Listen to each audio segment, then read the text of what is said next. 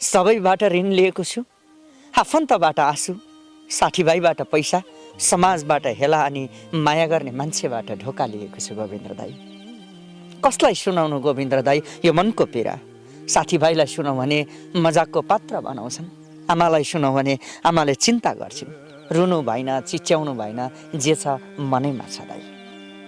धेरै ठुलो सफलता कमाउनु छैन दाई, बस मेहनत र इमान्दारीको कुनै कदर नभएको सहरमा यदि यो 12,000 भाउचर तिरेको पासपोर्ट बिकेछ भने आमाको जुत्रे लुगा, बाउको पुरानो टोपी अनि घरको छानो फेर्ने सपना देखेको छु दाई।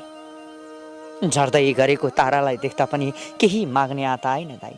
लाग्यो ऊ पनि त पक्कै आफन्तहरूको चोट खाएर टुक्रिएको होला।